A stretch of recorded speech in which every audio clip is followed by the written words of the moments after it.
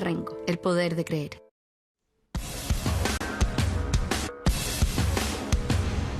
Ya estamos de vuelta acá en la hermandad. Ya llegó Vanessa Daroch.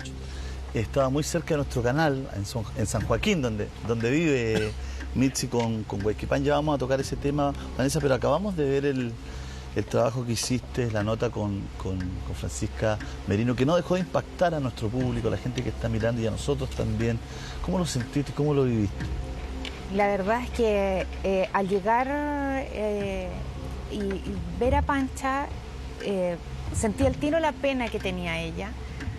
Sin embargo, también sentía que estaba como con una barrera, como quiero hacer esto, pero no sé si va a ser tan bueno. Y en el transcurso del contacto fue maravilloso, o sea, lo sentimos a su papá todo el tiempo, le dio señales clarísimas de que era él el que estaba ahí, y fue muy emocionante porque fue justo en el momento, y yo siempre digo, todo pasa por algo, y fue justo en el momento en el que ella más lo necesitaba, que se dio esta oportunidad de hacer el contacto. Yo le mando un besito y un millón de gracias por la confianza, porque hablé con ella y estaba muy agradecida. ¿Es más fuerte el contacto o esta capacidad de comunicarse entre padre e hija, padre e hijo, me refiero, cuando está esta relación? Porque, claro, a veces hay hermanos que se comunican, otro tipo de familiares, el abuelo, el nieto, pero ¿es un poco más fuerte esta relación padre-hijo? Sí, y es más, en este caso la relación de ellos era completamente potente. O sea, yo he hecho contactos con padres e hijos y ha sido un contacto que no deja de ser impresionante todas las cosas que dicen, pero aquí ellos están inmensamente conectados con lo que les pasa, con lo que hacen. En un momento del contacto yo le digo, Panchita, ¿sabes qué siento? Música como música clásica. Él quiere poner música clásica para hacer este contacto. Y ahí Panchita me dice, efectivamente le encantaba y ponía siempre música clásica. Hugo, perdón, ¿usted tiene historias con su padre ya muerto? No. ¿Usted nunca logró...? Con mi padre, no. Y cosas muy raras, ni siquiera sueño mucho con mis seres queridos, con mis hermanos más, pero no he tenido contacto. Pero yo sé, por ejemplo, de que mi abuela, de la cual he hablado muchas veces, ella a veces tenía contacto. ¿Su abuela es la más...? La madre de mi padre, sí. Era una persona con muchas facultades, pero ella no creía en muchas cosas de conocer el poder hipnotizar a la gente, entraba en trance, era muy buen medium, pero ella no creía ni practicaba tampoco. Entonces ella muchas veces se comunicaba con sus seres queridos. Y mi abuelo también, poco tiempo antes de morir, vio a su madre, dijo, mi madre me viene a buscar, ahí está. Yo creo que es importante. Sí, mi padre también, en sus últimos tiempos también, siempre veía personas ahí y decía ciertos detalles por lo cual era verdadero lo que decía. Yo sé que debo estar soñando, debo ser una alucinación, decía, pero veo esto, veo está fulano, está sutano, gente importante que había pasado por su vida, eso es lo importante. Cristian. Sí, a lo largo del programa hemos visto muchos episodios de fantasmas y los contactos de Vanessa, y creo que es muy importante también hacer una pequeña distinción, porque existen lo que se llaman las almas descarnadas, o las llamadas almas errantes, y las almas en pena. Son dos cosas muy distintas, porque el alma errante, el alma descarnada, propiamente tal se asemeja más a aquellas almas que hacen contacto con Vanessa. Es decir, muchas veces son almas que tienen cosas pendientes, almas que a veces tienen mensajes como el que se realizó con Pancha Merino, o almas que no han recibido una cristiana sepultura en el caso de los cristianos. Entonces, esas almas que tienen esas cosas pendientes son las llamadas almas errantes o almas descarnadas. Pero también están las almas en pena. Las almas en pena no encuentran el camino para trascender. E incluso si uno toma a Dante Alighieri y los círculos del infierno, ni siquiera tampoco pueden entrar al infierno y se quedan frente al portal del infierno. Por lo tanto, ojo, porque ¿por qué digo esto? Porque si se están comunicando, son almas que al menos tienen cosas pendientes, muchas veces porque no se han necesitado comunicar algunas cosas, pero desde el punto de vista al menos de las investigaciones, lo importante es que trasciendan estas almas descarnadas o errantes. Y se puede hacer Es que pero yo no entiendo, yo creo que todas las almas son descarnadas porque están fuera del cuerpo. O sea, ya se han separado, ha venido la muerte y se ha separado el alma del cuerpo. Lo que pasa sí que hay almas que aún no están en la gloria, pero que lo van a estar, pero sin embargo están actualmente en situación de purificación por defectos que han cometido y que tienen que estar. Esas pueden ser... Pero hay almas que han hecho mal, por ejemplo, un asesino, bueno, depende. un criminal. Ese criminal puede ser arrepentido. No se olviden nunca el buen ladrón. Se puede arrepentido. Así que no es problema. No, pero el buen ladrón entró directamente al cielo. Así que no es un alma... No es un alma. Pero la diferencia... diferencia... un criminal, un asesino se arrepiente en el último minuto es peor que la puerta giratoria. No, pues. Esto sí.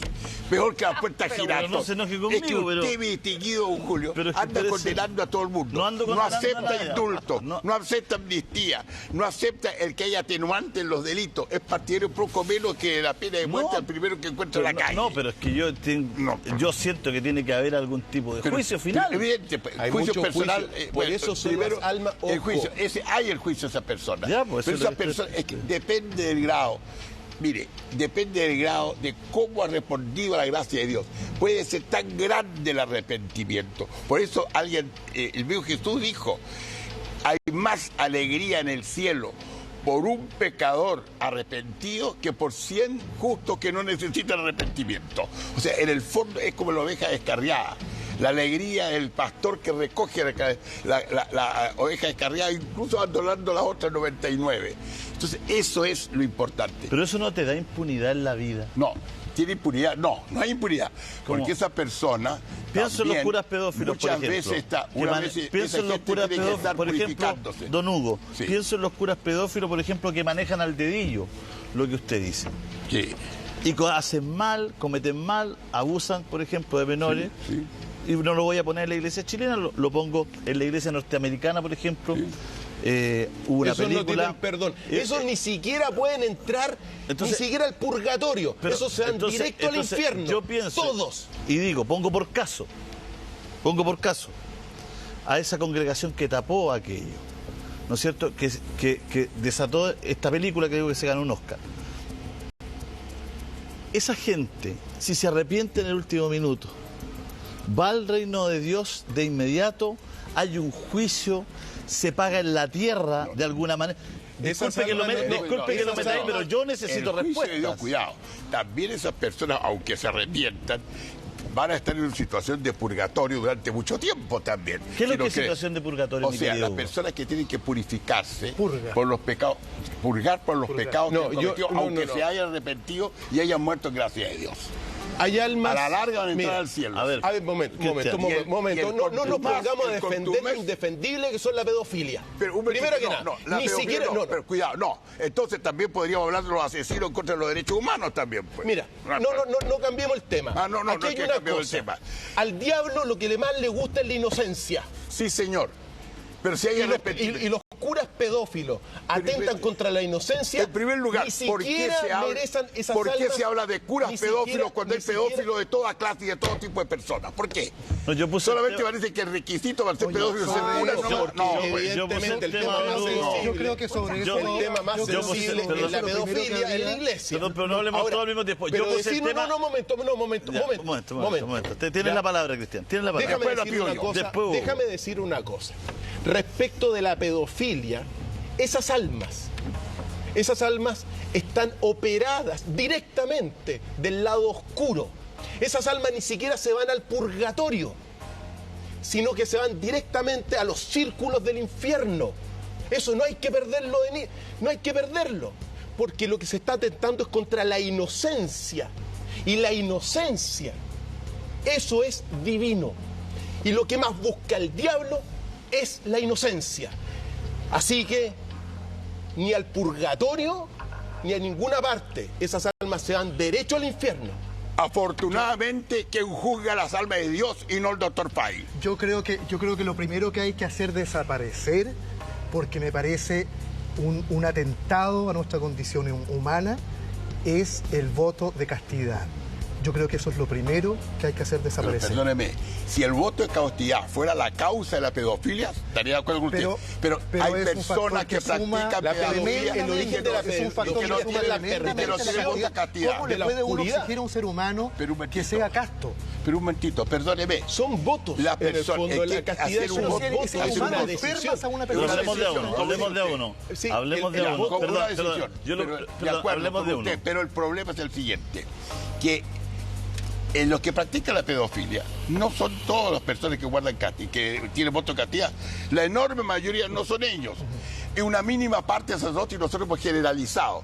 Sin embargo, hay otras personas que nunca se dice absolutamente nada de ellos. Sí. Ahora lo que pasa, contestando al doctor Fay, que es muy grave lo que ha dicho. Afortunadamente, como dije yo, es Dios el que juzga, no el doctor Fay. El problema es que hay que pensar, mayor pecado que haya, el mayor pecado tiene posibilidad de redención frente a los ojos de Dios, habiendo verdadero arrepentimiento. El peor, aunque haya pecado contra lo más grande, yo también creo que salvo el pecado contra el Espíritu Santo. Ese no. Ese no lo vamos a habría discutir, que revisar un poquito la teología cristiana, que harto necesita revisión, pero, y que habría que incluir frente al pecado contra el Espíritu Santo, el pecado de la pedofilia. Exactamente. Entonces es cosa de reformarla y comenzar a leer estas cosas.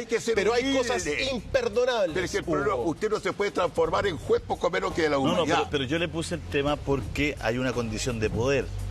Porque sí, finalmente un sacerdote es un guía, espiritual.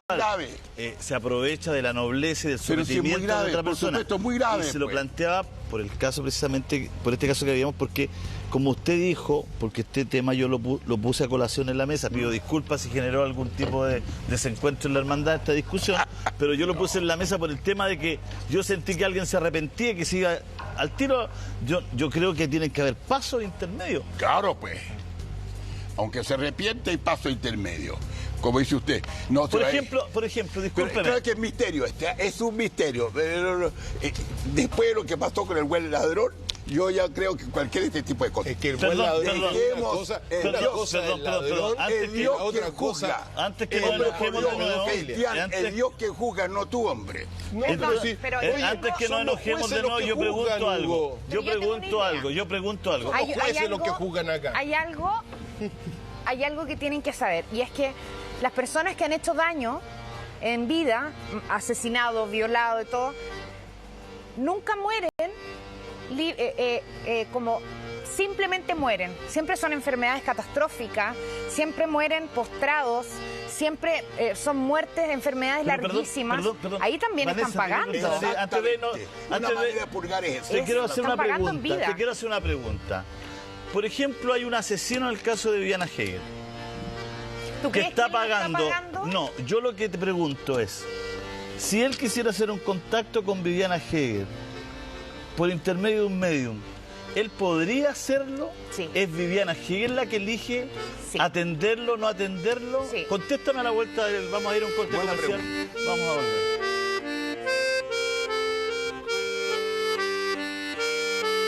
Luego, en la hermandad, continuamos con misterios y fenómenos sin explicación real.